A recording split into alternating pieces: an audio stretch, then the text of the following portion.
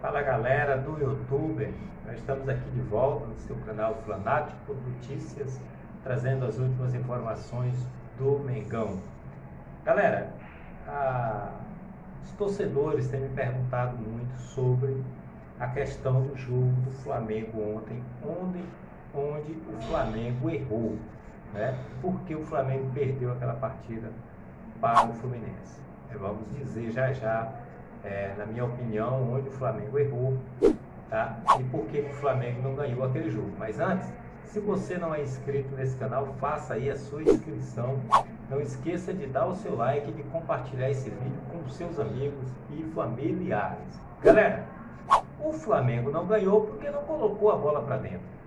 Essa é a lógica, né? Ganha o jogo quem faz mais gol, e futebol é resultado, e aqui no Brasil, mais do que em qualquer lugar do mundo, futebol é bola na rede, técnico bom é técnico que guarda os 3 pontos na cachola. E o Flamengo ontem, diante do Fluminense, mais uma vez, é a terceira derrota seguida com 3 técnicos diferentes, né? Já passaram aí pelas mãos do Fluminense o Rogério Ceni, o Renato Gaúcho, e agora entrou lá mais uma figurinha carimbada no livro dos freguês, do Fluminense, que é a figura do Paulo Souza. E o Flamengo, ele começa a perder o jogo na escalação, tá certo? Ou seja, nós esperávamos muito desse time do Flamengo, e eu confesso que eu fiquei um pouco decepcionado com o Paulo Souza. Ainda não é hora de criticar, ainda é muito cedo para criticar.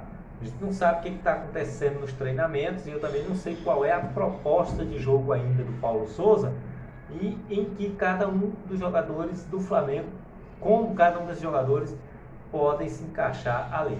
Mas eu entendo que o jogo de ontem ele era fundamental para a sequência do trabalho do Paulo Souza, para trabalhar com um pouco mais de tranquilidade. E aí, você me vem com o time do Flamengo. Primeiro você olha o esquema que ele vai jogar, que ele joga com 3 zagueiros, né? Só que os 3 zagueiros que o Paulo Souza joga, na realidade são 2 zagueiros e um lateral que faz a função de zagueiro. Aconteceu isso contra o Boa Vista, quando o Noga e o Gustavo Henrique fizeram a dupla central e o terceiro zagueiro foi o René. No jogo de ontem, o terceiro zagueiro foi o Felipe Luiz. E aí, se você olha a construção do time do meio para frente, né, com o Andrés Pereira e o Arão, né, que são 2 volantes, ele coloca 2 volantes, coloca 2 alas abertas. Mas quem são esses alas? De um lado ele coloca o Rodinei, e do outro lado, quem faz essa função de ala aberta, né, como se fosse um lateral um pouco mais avançado, foi o Everton Ribeiro. E aí ele jogou no meio a Arrascaeta, o único jogador de criação da posição, e ele inexplicavelmente coloca ali o Diego Ribas, né, para ser o 4º homem ali do meio campo. Então foi esse o sistema. E lá na frente ele joga com o Gabigol. Essa foi a formação do Flamengo.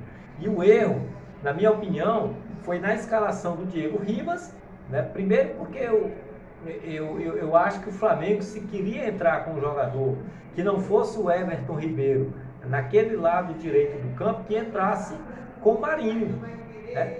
O Diego Ribas foi uma surpresa desagradável, porque até pensando na qualidade do Diego Ribas, você pode dizer, não, o Diego Ribas é um jogador que tem qualidade, mas o local onde o Diego Ribas rende mais não é ali jogando na meia, né? Ele não é um meia. O Diego Ribas joga mais na função de segundo volante, é como ele tem jogado e feito as melhores partidas dele no Flamengo. Ali. E aí depois você tira o Everton Ribeiro ali do lado onde ele rende mais e coloca lá, espetado do lado esquerdo, praticamente um jogador sem função. O Everton Ribeiro, por ser um jogador que joga mais pela linha de dentro do campo, ele acabou ocupando um pouco o espaço que era para ser ocupado pelo Arrascaeta, e essa experiência do Paulo Souza conseguiu fazer a façanha de encontrar um esquema em que o Arrascaeta não conseguiu jogar. Ontem a verdade é essa, o Arrascaeta não conseguiu jogar de jeito nenhum. O Gabigol não, o Gabigol foi o Gabigol que nós conhecemos, um cara batalhador, um cara que não desiste nem da primeira e nem da última bola, que vai até o fim, né? Que construiu várias jogadas, que participou de várias jogadas que poderiam ter resultado em gol, que fez um gol que foi legitimamente anulado ali pelo árbitro.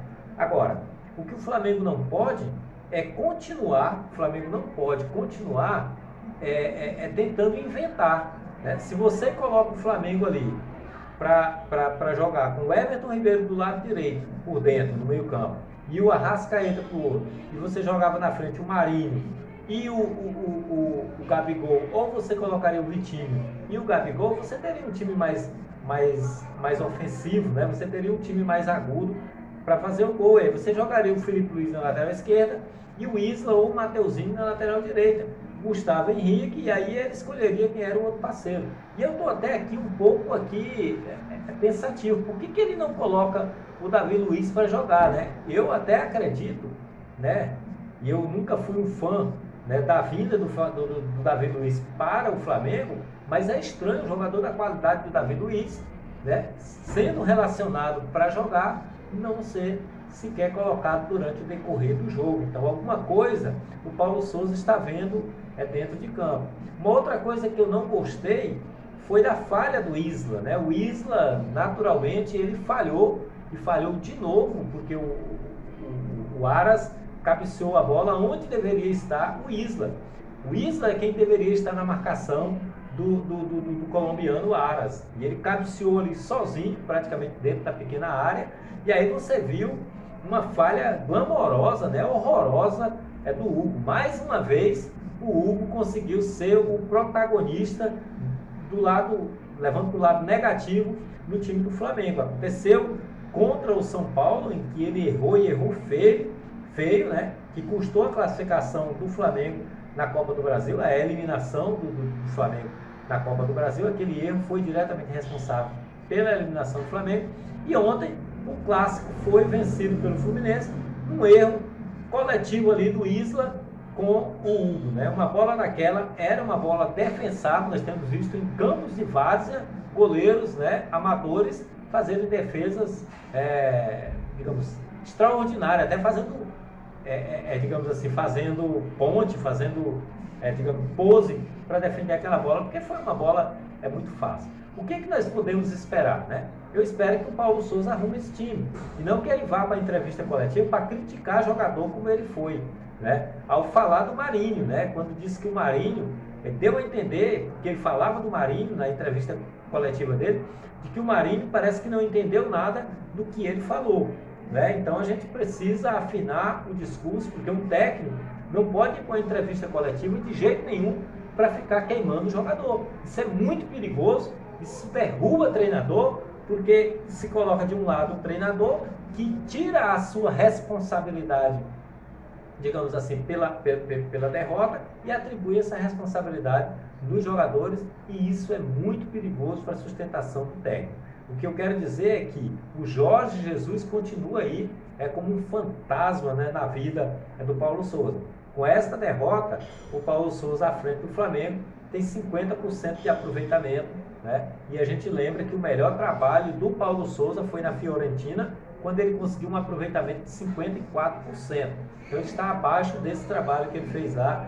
E eu digo, para se sustentar como técnico do Flamengo, tem que ter um aproveitamento acima de 70% e vencendo aquelas partidas que são consideradas decisivas. Então eu espero que o Flamengo repense a sua maneira de jogar, e que se ele vai jogar com 3 zagueiros, que ele coloque 3 zagueiros mesmo. Não fique utilizando ali o Felipe Luiz ou fique utilizando ali o René para compor essa terceira linha de zagueiro. Então que ele coloque 3 zagueiros nele. E aí ele monte o time da forma que ele está treinando o time.